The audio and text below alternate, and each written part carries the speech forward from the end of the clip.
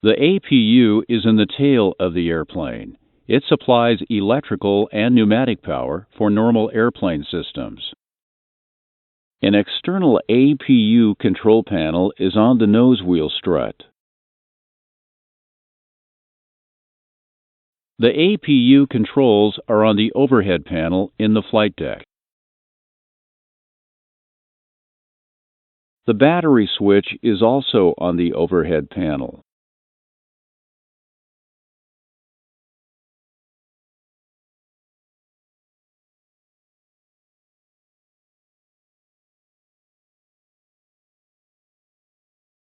In this example, the airplane is on the ground with the engines off and no external power. Power from both the airplane and APU battery is required to start the APU. To establish battery power, turn the battery switch on.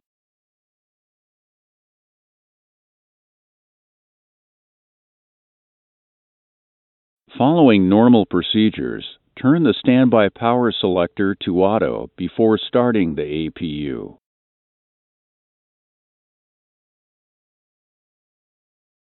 After completing the safety checks to confirm the airplane is ready for electrical power, the APU can be started. Turn the APU selector to start by touching the selector. The selector is spring-loaded and automatically returns to the on position. Notice the fault light illuminates momentarily as the fuel valve opens, and the run light flashes twice as the APU completes a self-test. A DC fuel pump in the left main tank supplies fuel to the APU. There are no flight deck controls or indicators for this pump. The APU inlet door opens. The start motor engages. Exhaust exits through the tail cone. After about 1 minute, the run light illuminates.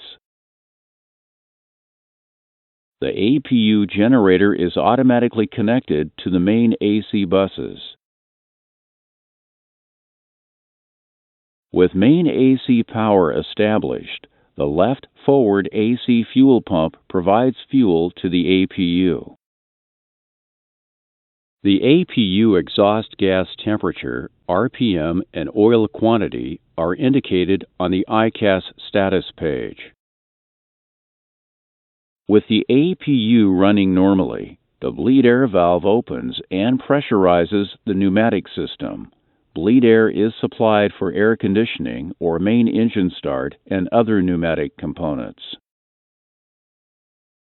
APU electrical power is available up to the airplane maximum certified altitude. APU bleed air is available up to about 17,000 feet.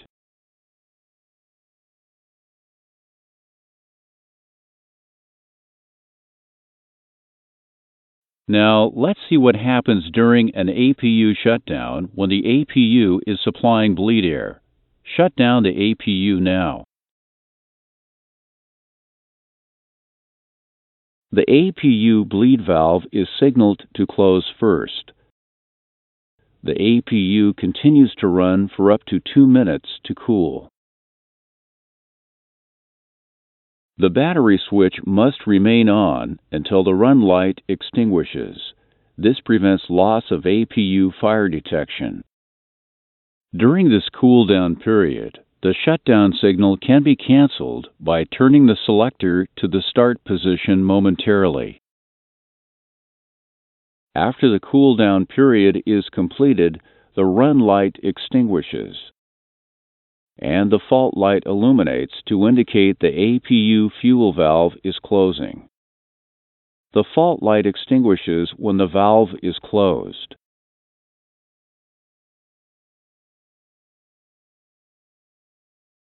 Once the run light is extinguished, the standby power and battery switches can be turned off. The APU can be restarted at any time. However, there is a limit of 3 start attempts in a 1-hour period.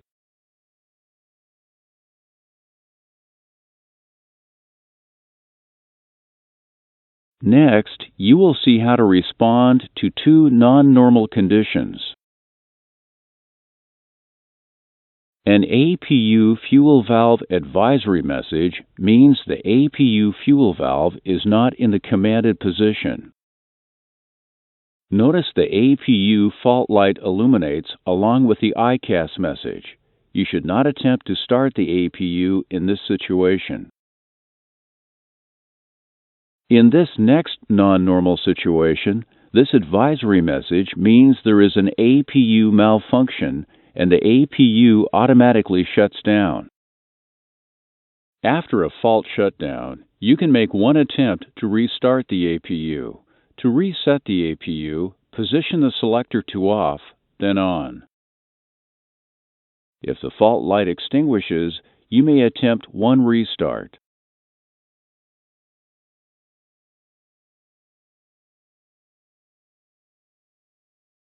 The 767 airplane is powered by two General Electric CF6-80C2 series engines. Each engine is a high-bypass twin-spool axial flow turbofan with high compression and high bypass ratio. The N1 or low-pressure rotor consists of the fan, compressor, and a turbine. The fan generates approximately 80% of the engine's thrust. The N2 or high-pressure rotor consists of several compressor and turbine stages. The N1 and N2 rotors are mechanically independent.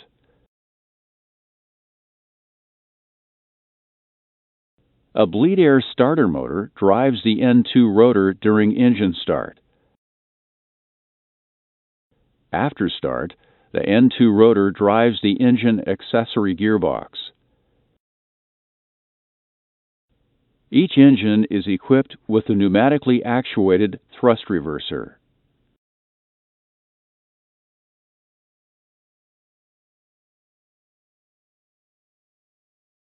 The two CRTs on the center panel display engine indications.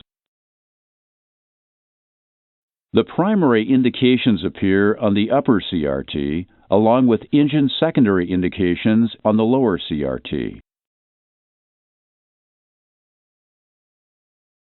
The primary engine indications on the upper panel consist of N1 in % RPM and EGT in degrees Celsius. When requested, the secondary engine indications display on the lower CRT. These include N2, fuel flow in 1,000 kilograms per hour, oil pressure, temperature, quantity, and engine vibration. The boxed numbers are the counters, which display the actual engine indications. The pointers display a value equal to the digital counter. The red line limits show the maximum or minimum limit for the indication.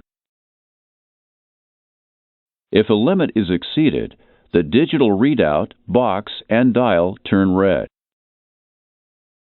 When the value returns below the limit, the maximum value attained or maximum exceedance is displayed in white below the present indication.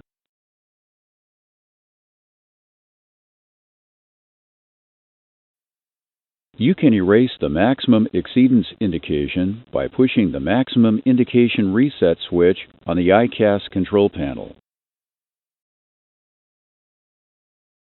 Amber bands designate caution ranges. During takeoff or go-around, the EGT amber range is inhibited for 5 minutes, or extended to 10 minutes in the case of an engine failure. An amber double line represents the maximum N1 available for the current conditions. Engine power is set by N1. The thrust reference N1 indication is displayed digitally in green above the box. Its corresponding thrust reference target is displayed with this symbol. The pointers and boxed number counters indicate the command N1. Advance the thrust levers and observe the N1 indications as the thrust changes. A white command sector appears to indicate the momentary difference between commanded N1 and actual N1.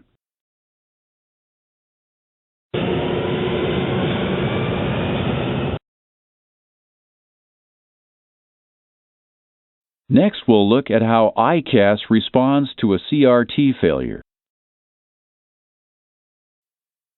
If either CRT fails, an advisory message appears. Both the primary and the compacted secondary engine displays can be displayed on the operational CRT by selecting the engine display.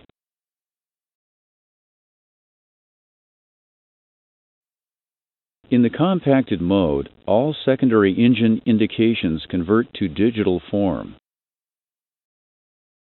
Let's look at another example of a CRT failure. If either CRT fails when secondary engine indications are displayed,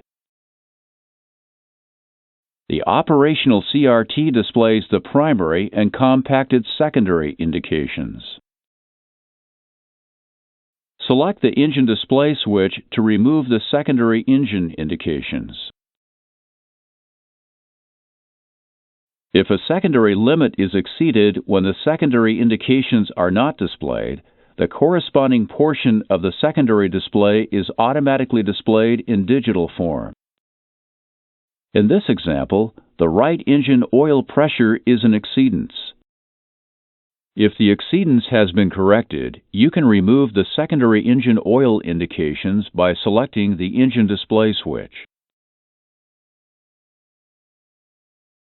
In this case, the first push of the display switch shows the remaining secondary indications. Select the switch again to remove all the secondary indications.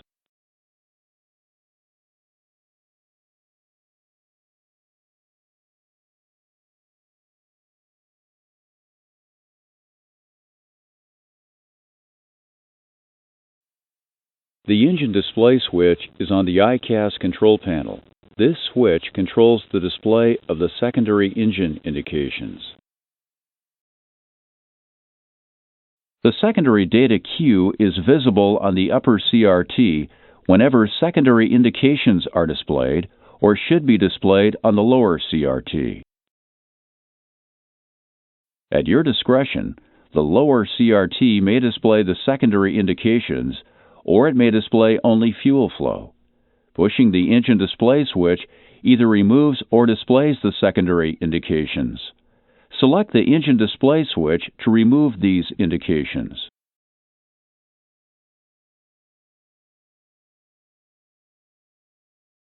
Now we'll examine how you are alerted to engine problems when the secondary indications are not displayed.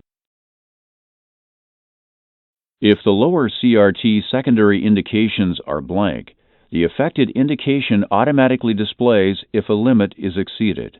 For example, if either N2 reaches the red line limit. The N2 indications for both engines automatically display.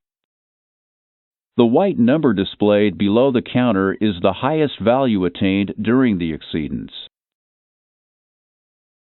The exceedance is corrected. Select the maximum indication reset switch to reset the maximum exceedance indication. To display all of the secondary indications, select the engine display switch. Now remove the secondary engine indications.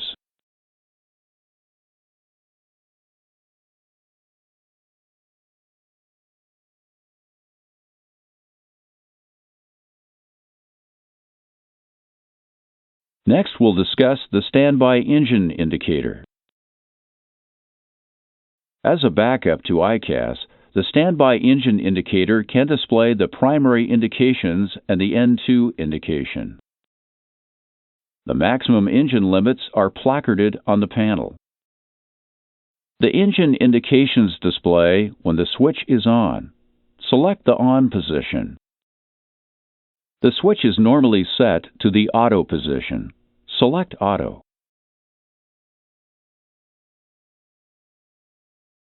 When set in auto and both CRTs fail, the indications automatically appear on the standby engine indicator.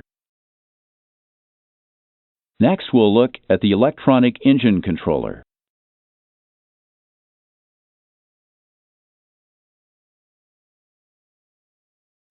Each engine is monitored and controlled by a dual-channel electronic engine control, or EEC.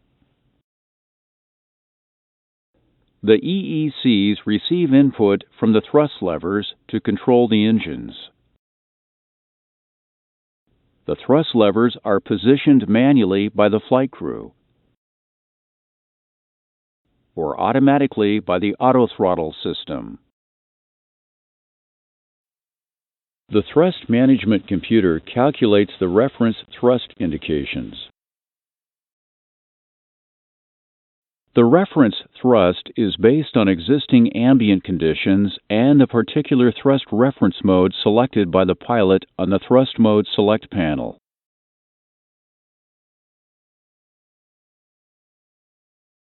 These thrust reference modes are available on the 767. Touch each mode to see its definition.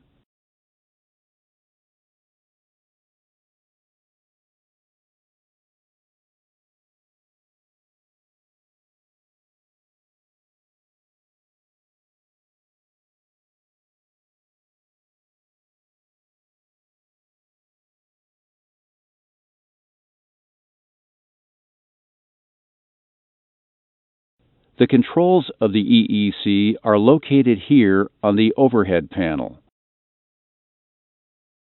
This is how the panel appears during pre-flight and during normal operations. The electronic engine control switches are guarded in the normal position. The EECs have two modes of operation: normal and alternate. In the normal mode, the EEC calculates a commanded N1 value that uses the thrust lever position and flight conditions.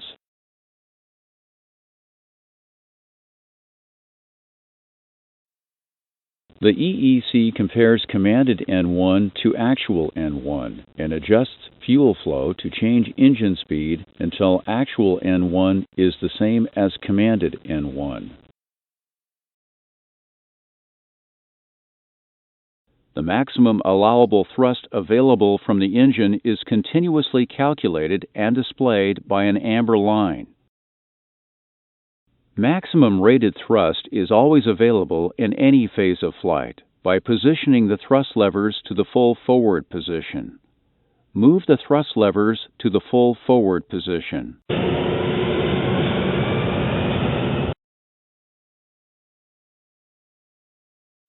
At the full forward position, thrust limit protection allows full rated thrust without exceeding the maximum thrust limit. The EECs also provide N1 and N2 overspeed protection. Two different idle modes are available and automatically selected by the EEC: minimum idle and approach idle. Minimum idle is a lower thrust than approach idle. It is selected for most phases of flight and for ground operations. Approach idle is a higher thrust and therefore decreases acceleration time for go-around. Approach idle is automatically selected in flight whenever required for proper system operation, such as during approach or when anti-ice is on. Next, we'll discuss the alternate mode of the EECs.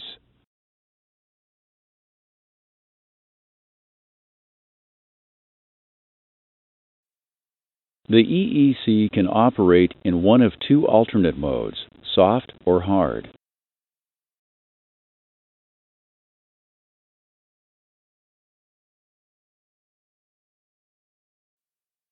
If the necessary normal mode inputs are not available to the EEC changes to the soft alternate mode automatically. In this example, an input to the right engine EEC is gone.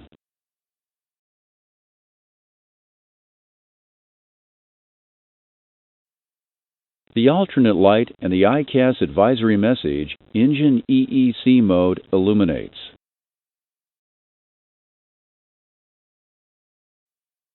This mode is the soft alternate mode because the EEC switch stays in the normal position and the alternate light has illuminated.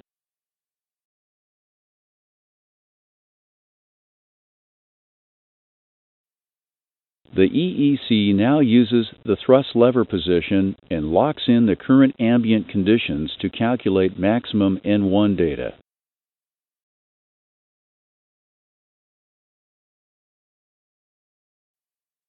The EEC then internally locks in this calculated maximum N1 to prevent uncommanded thrust changes.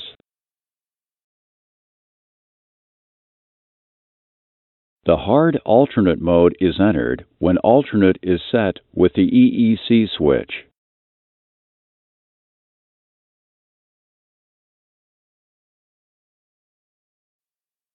The hard alternate mode is also set with the EEC switches. You can manually set the alternate mode when you are in the normal mode or the soft alternate mode.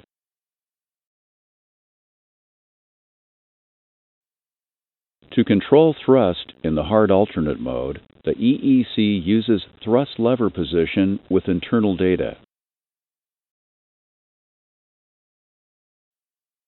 The hard alternate mode removes the parameters that were locked in when the EEC went from normal mode to soft alternate mode. When the alternate modes are removed, thrust lever movement can occur. Before you set the hard alternate mode, move the thrust levers to mid position, and if the auto throttle is engaged, disengage it. This prevents the engines from exceeding the thrust limits and allows the thrust levers to remain manually positioned. Set the alternate mode for the right engine. First lift the right engine EEC switch guard. Next, push the EEC switch. The normal light goes out of view and the alternate light stays illuminated. The EEC is in the hard alternate mode. If the right EEC is in the alternate mode, it is necessary to put the left EEC in the alternate mode also. This makes sure the two engines operate in the same mode and there is no thrust lever stagger.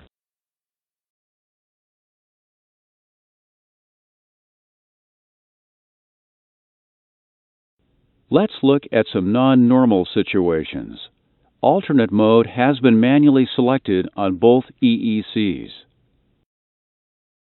Now observe what happens when the thrust levers are advanced.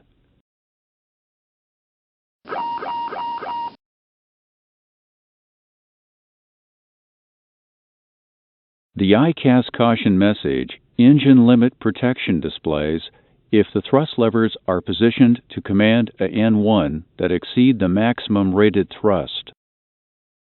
Retard the thrust levers.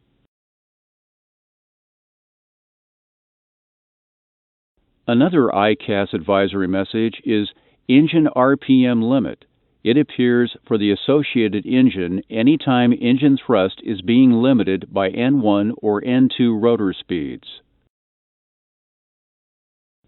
The EEC automatically commands the engine to keep rotor speed from exceeding the operating limit. In this situation, advancing the thrust levers will not increase thrust. The ICAS advisory message, Idle Disagree, appears if an engine is not idling at the proper idle setting.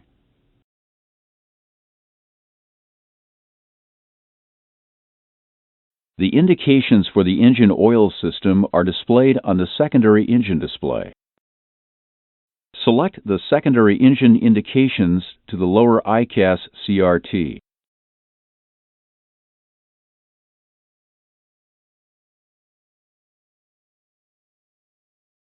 Engine oil pressure is measured in PSI. Oil temperature is in degrees Celsius.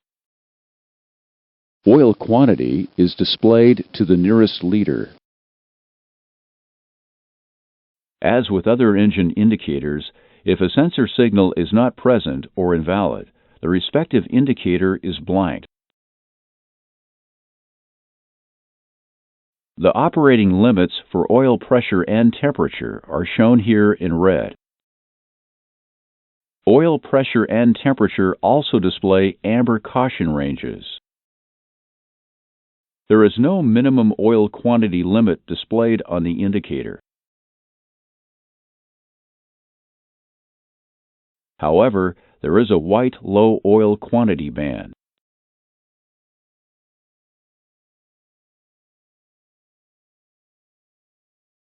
Like the amber and red line conditions, this low indication causes automatic display of the secondary engine indications. Now, let's look at how these indications relate to the self-contained engine oil system. Sensors in the reservoir measure the oil quantity. An engine-driven oil pump pressurizes oil from the reservoir.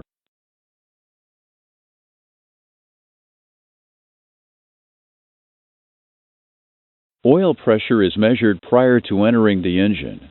There are two oil pressure sensors. One provides the pressure indication on the ICAS secondary display,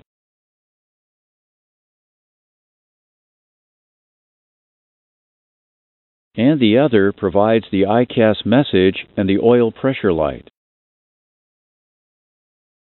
The oil then lubricates and cools the engine main bearings, gears, and accessory drives. After lubricating and cooling the gearbox, the oil passes through a scavenge pump. Oil temperature is sensed before the oil reaches the heat exchanger. The oil then flows through the fuel oil heat exchanger.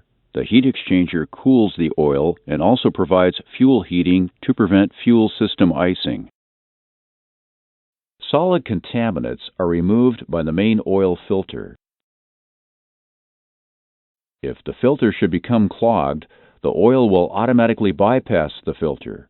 Prior to this, the ICAS message, "Oil filter," will appear. The oil then returns to the reservoir.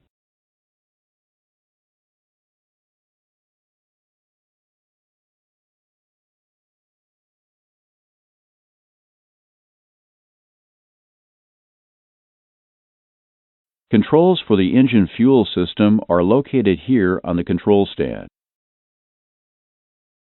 Each engine fuel control switch has two positions, run and cutoff. In the cutoff position, the spar and engine fuel valves are closed, preventing fuel from entering the engine. Engine ignition is also deactivated. Move the left fuel control switch to run.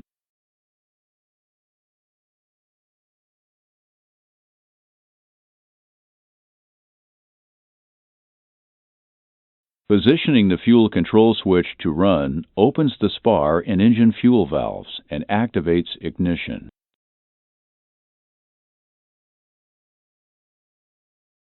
Fuel flows through the spar valve to the low-pressure engine fuel pump, which increases the fuel pressure. Next, the fuel is heated by the fuel oil heat exchanger. This provides automatic fuel system icing protection.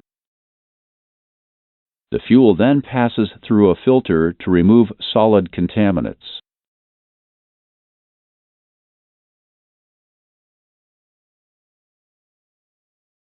If the fuel filter becomes clogged, the fuel automatically bypasses the filter. The advisory message, "Engine Fuel Filter," will display.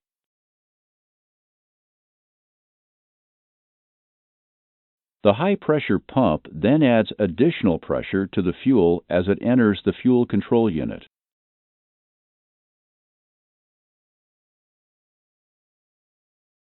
The fuel control unit adjusts fuel flow to meet thrust requirements as commanded by the EEC and thrust levers. The fuel then flows through the engine fuel valve into the engine. Fuel flow is measured after passing through the engine fuel valve. Fuel flow is displayed in thousands of kilograms per hour.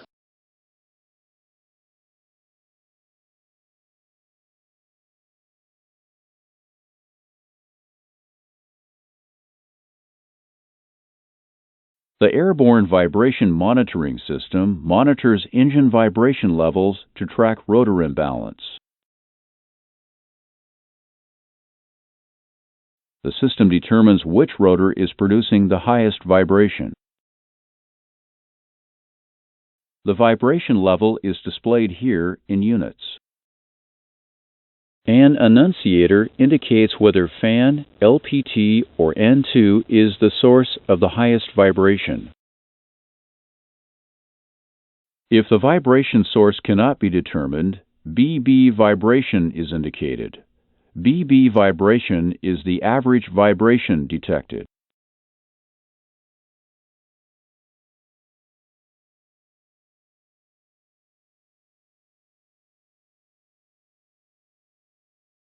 Now, let's look at some non-normal situations, starting with the oil system.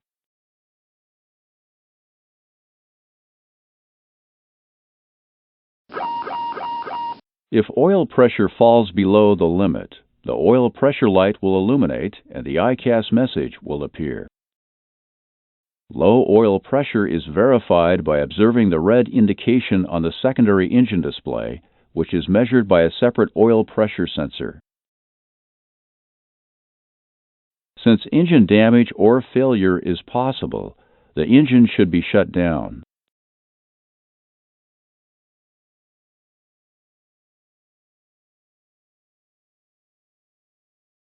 If the oil temperature reaches the red line limit, the pointer, digits, and box turn red. There is no ICAS message displayed for high oil temperature. Since engine damage or failure is possible with high oil temperature, the engine may have to be shut down if the condition continues. Now let's look at some non-normal conditions in the fuel system. Use the right engine fuel control switch to open the spar and engine fuel valves.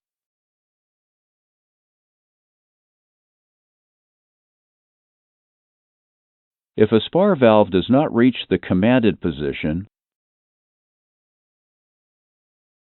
the ICAS advisory message, Fuel Spar Valve, for the associated engine displays. If this message appears during engine start, as in this example, the engine will not start. Now let's use an engine shutdown example. Move the right fuel control switch to cutoff.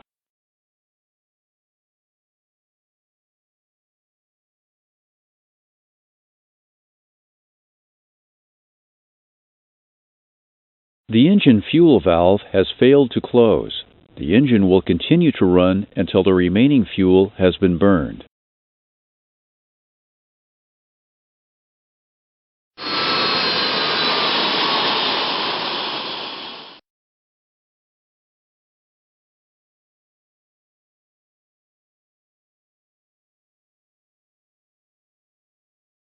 Each engine is equipped with a bleed air-powered starter motor.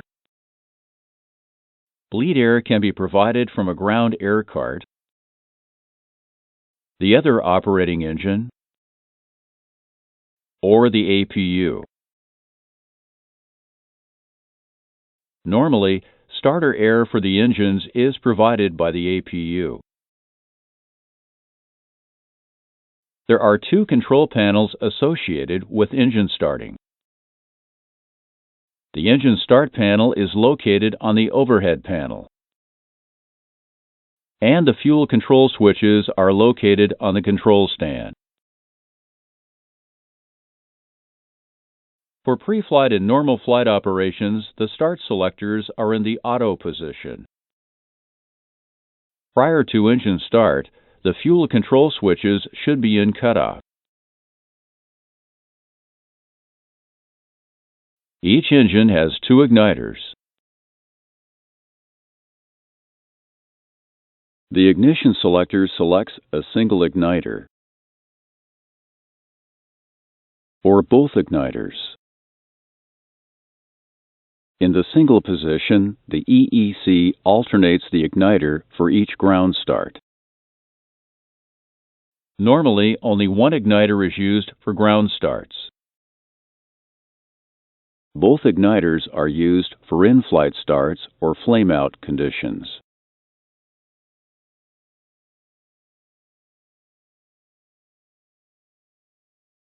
Let's examine the engine indications as we start the right engine.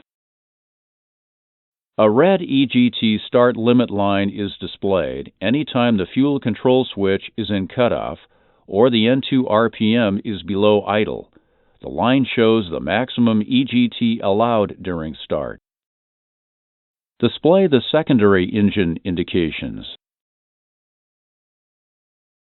The Fuel On command bug is displayed on the N2 indicator. The bug indicates the minimum fuel on selection point during starting. Now, observe the engine indications as you start the right engine. Rotate the right start selector to ground.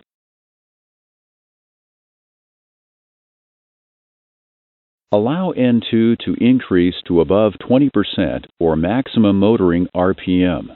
Maximum motoring RPM is reached when N2 acceleration is less than approximately 1% in 5 seconds. Select Run.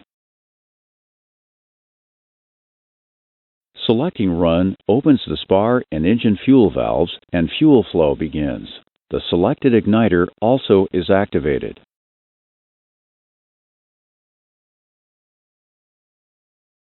Light off is indicated by EGT increasing. Continue to monitor the engine indications until the engine stabilizes at idle.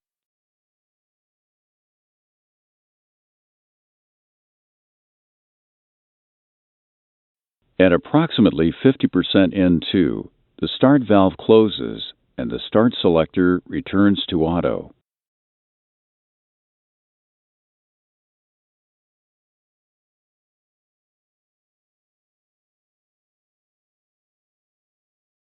When the engine stabilizes at idle, the EGT start limit line disappears.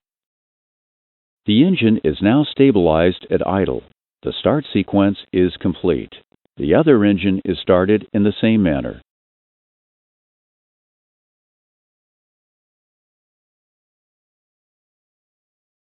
Now, let's take a look at the ignition system. During normal operations, the igniters remain off once the engines are running.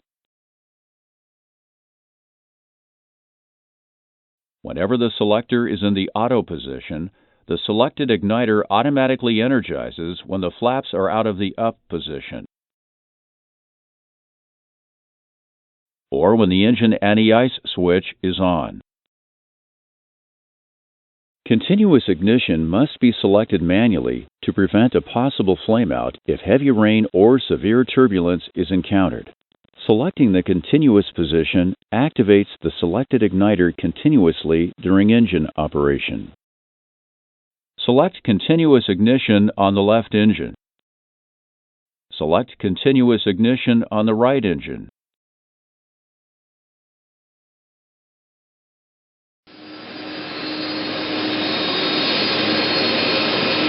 Now, shut down the engines.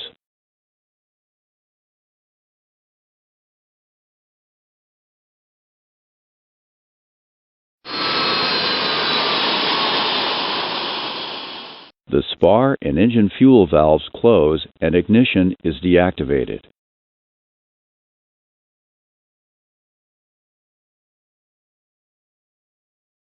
Now, let's cover some non-normal situations during engine start.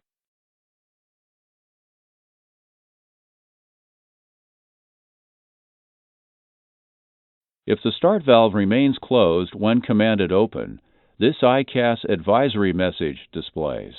In this situation, the engine will not start.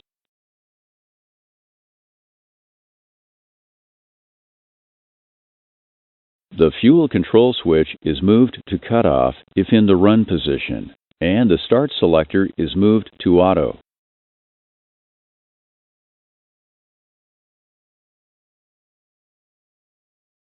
Now observe the end of the start cycle as the engine approaches idle speed.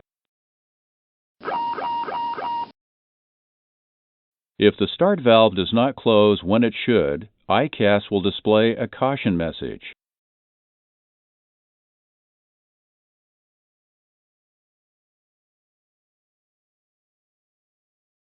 The starter cutout caution message appears if the start valve remains open or the start selector remains in ground. If this message appears, do not abort the start. Respond with the checklist. During engine start, the crew must monitor engine indications and perform corrective actions for any non-normal situations. In this example, the start must be aborted because the EGT is rapidly approaching the start limit. To abort the start, move the associated fuel control switch to cutoff.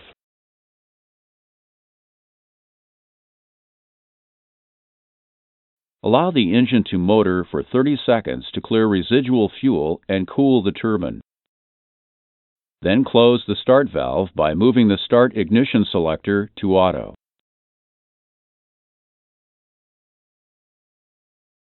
During flight, the right engine has been shut down with no apparent damage. Let's restart the right engine. The in-flight start envelope automatically displays on ICAS whenever a fuel control switch is in cutoff or the engine N2 RPM is below idle. The airspeed range that ensures a successful in-flight start is displayed next to the airplane's current flight level. The next two lower flight levels are also displayed with airspeed ranges. If the current flight level is above the maximum for in-flight starting, then the maximum start altitude is displayed. A windmill in-flight start may be used if there is no crossbleed display above the N2 indicator. For a windmill start, the start sequence is initiated by selecting flight with the start selector and then moving the fuel control switch from cutoff to run. Continue.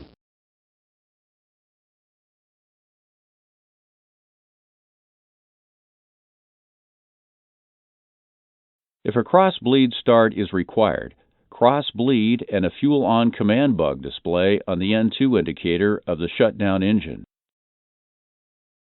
To initiate an in-flight start with cross-bleed displayed, first select both on the igniter selector. Then, turn the engine start selector to ground. This will engage the starter and accelerate N2.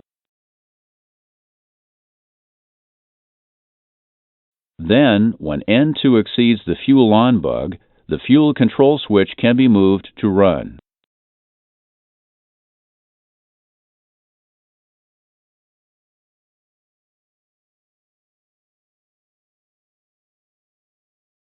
Monitor engine indications until the engine stabilizes at idle.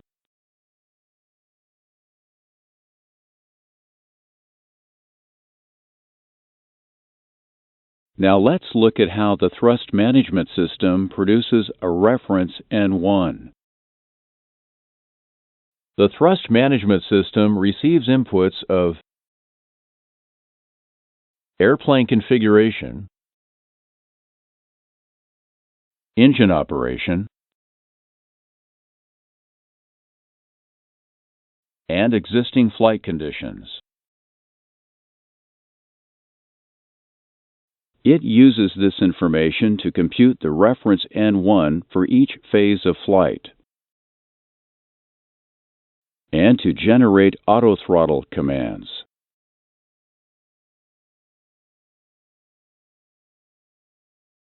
The thrust mode select panel is located on the center panel. It is used to select the maximum reference thrust values for the various phases of flight. It is also used to select reduced reference thrust for climb. Selections made on the Thrust Mode Select panel are displayed on the N1 indicator as a digital display and a Y-shaped bug. The thrust switch on the mode control panel is used to initiate autothrottle movement for takeoff. When the thrust switch is pressed, the autothrottles advance to the reference thrust. Press the thrust switch to initiate takeoff.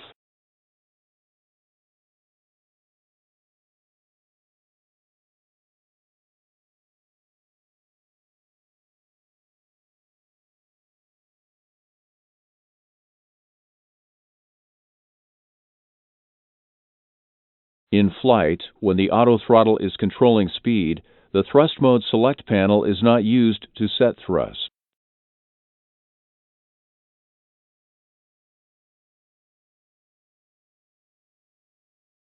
However, it can be used to set the N1 bugs for reference. Reference thrust can be selected for all flight phases.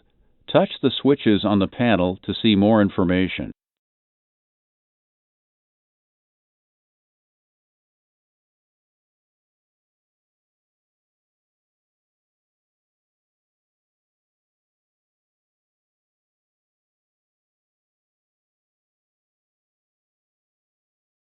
Now, let's look at some commonly used reference thrust values. When the airplane is on the ground, takeoff reference thrust is automatically selected. Pressing the 1 switch selects Takeoff 1 and pre-selects Climb 1 for a reduced thrust takeoff and climb. Press the 1 switch. The Takeoff 1 indicates the Takeoff 1D rate of 90% thrust has been selected, and the Climb 1D rate of 90% is pre-selected. Touch the 2 switch. Pushing the takeoff switch while on the ground cancels any pre-selected reduced thrust setting. Push the takeoff switch to cancel the pre-selected climb thrust.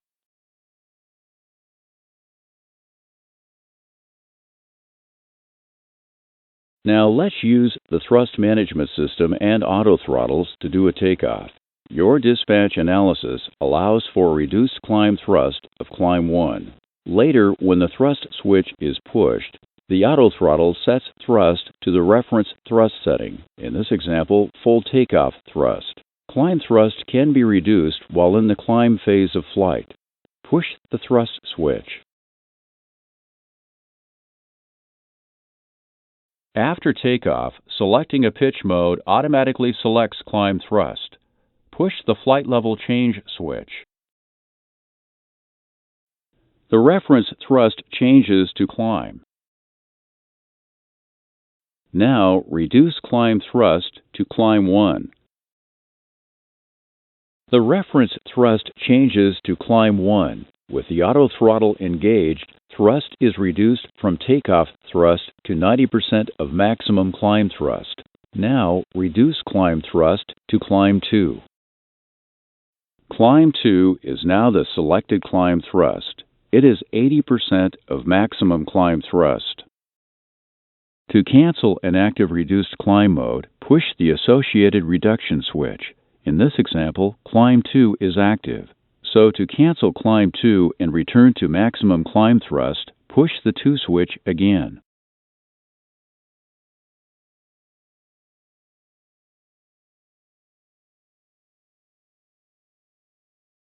As the airplane reaches level flight, the autothrottles reduce thrust in order to maintain the selected cruise speed. At this point, the Thrust Mode Select panel is used only to select reference N1. The reference N1 remains at the last selected reference thrust, which in this case is maximum climb thrust. Now, push the cruise switch to display the maximum cruise reference thrust. The maximum cruise reference thrust N1 replaces the climb thrust reference. The actual N1 has not changed because the auto throttles are already maintaining the appropriate cruise power. Now, select Maximum Continuous Reference N1.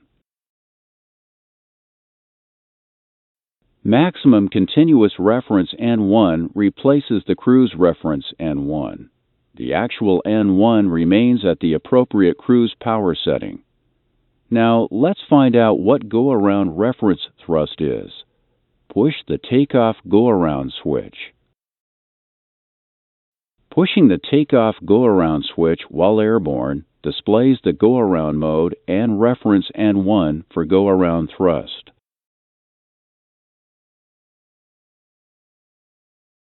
Go-around reference N1 will automatically display at glide slope intercept or when flaps are extended. Next, we'll select a reduced takeoff thrust using the assumed temperature method. It is the flight crew's responsibility to ensure that the correct assumed temperature is used. Use airport analysis and performance data to determine the proper assumed temperature. An assumed temperature is selected by rotating the assumed temperature selector. The temperature increases 1 degree per click. Touch the temperature selector to rotate it 1 click clockwise. This displays the flat-rated temperature. This temperature is the highest temperature at which the engine can still develop maximum thrust. The reference N1 has not yet changed. Now, touch the temperature selector again to rotate it 1 more click. This increases the assumed air temperature 1 degree. A D appears before the takeoff annunciation. Increasing the assumed air temperature above the flat-rated temperature reduces the reference N1. Using the assumed temperature method, takeoff thrust can be reduced down to 75% of maximum takeoff thrust, or down to the pre-selected climb thrust, whichever is greater. Takeoff thrust cannot be reduced below the pre-selected climb thrust. Now, touch the temperature selector to increase the assumed temperature to 40 degrees. The reference N1 is reduced to 104.8. When the thrust switch is pushed for takeoff, the auto throttle will advance to this reference N1. Now, touch the temperature selector to attempt to increase the assumed temperature to 55 degrees. In this example, the thrust management system allows a maximum assumed temperature of 53 degrees. The reduction is limited because takeoff thrust is now reduced to climb thrust and results in an N1 of 97.9. To cancel the assumed temperature, push the Takeoff Go-Around switch. Takeoff 1 or Takeoff 2 can be selected with an assumed temperature takeoff thrust reduction. Doing so may allow greater takeoff thrust reduction. To see this, select Takeoff 1, then dial an assumed temperature of 55 degrees. Continue. Takeoff reference thrust has been reduced to 97.5 N1. Now push the thrust switch to initiate takeoff.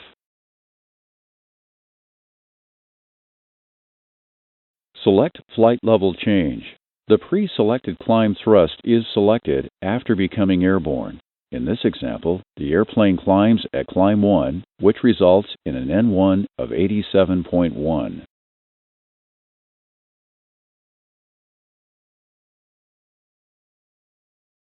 As cruise altitude is approached and the airplane begins to level off, thrust is reduced to maintain the selected cruise speed. Reference thrust can be changed by making a selection on the panel. Select Cruise Reference Thrust.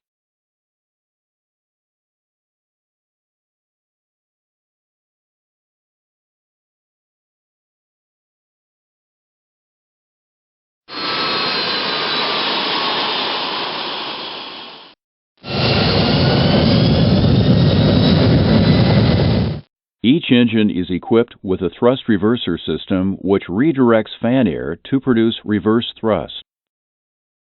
Reverse thrust is available only on the ground. Pneumatic pressure is used to deploy the reversers. The right engine uses the right pneumatic system, and the left engine uses the left pneumatic system. The reverse thrust lever releases an electromechanical lock and opens an isolation valve, which allows pneumatic pressure to move the translating sleeve aft.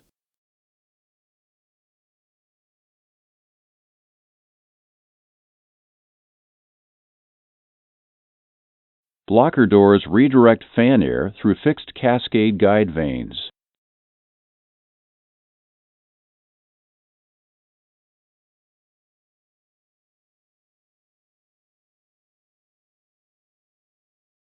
The reverse thrust levers are located on the control stand. Normally, both levers are in the full down position. Raising the reverse thrust levers to the idle reverse detent initiates reverser deployment. An interlock prevents further aft movement of each reverse thrust lever until the respective reverser is fully deployed. When the interlock releases, the reverse thrust lever may be raised to the full reverse position. During pre-flight and normal operations, verify that the reverse thrust levers are in the full down position. At the full down lever position, the reversers are stowed and locked. An interlock stop prevents simultaneous movement of the forward and reverse thrust levers. The forward thrust levers must be in the idle position before the reverse thrust levers can be moved.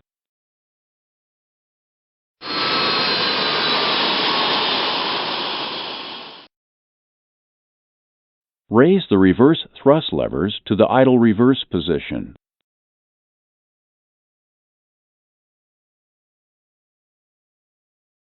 The thrust reverser indications replace the thrust reference indications on ICAS.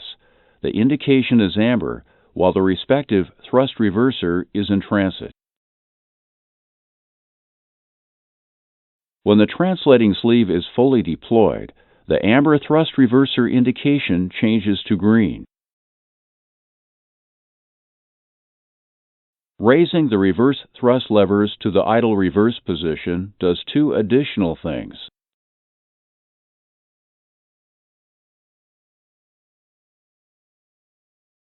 First, it disengages the autothrottle. Second, if the speed brake lever was down instead of armed during approach, then raising the reverse thrust levers engages the auto speed brake feature. Auto speed brake drives the speed brake lever to up, deploying the ground spoilers. The auto speed brake feature also operates during a rejected takeoff, when either reverse thrust lever is pulled aft to the interlock position. The auto speed brakes deploy.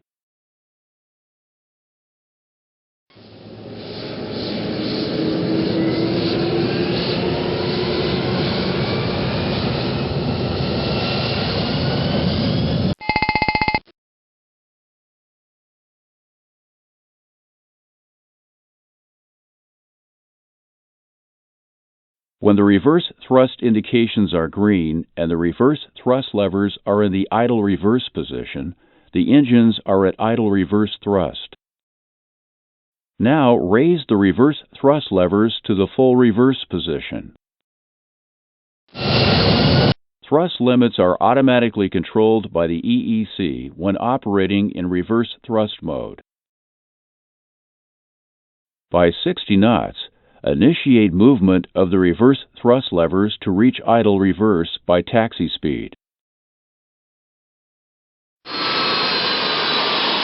Push the reverse thrust levers downward to the full down position when the engines have decelerated to idle reverse thrust. The green thrust reverser indications change to amber, indicating the reversers are in transit.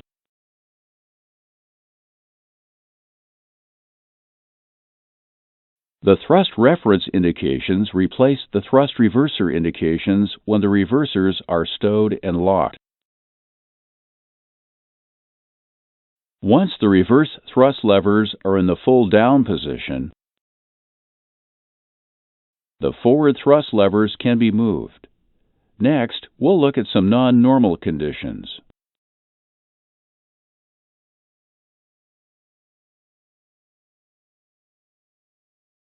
Normally, the thrust reverser indication is either amber or green, depending on the position of the reverser. However, there are several conditions where the thrust reverser indication does not appear above the N1 indicator. A blank thrust limit and thrust reverser indication means that the thrust reverser position information is either not present or the information is invalid. The ICAS advisory message left or right reverser isolation valve is displayed, and the reverser isolation light illuminates when a fault exists in the reverser system.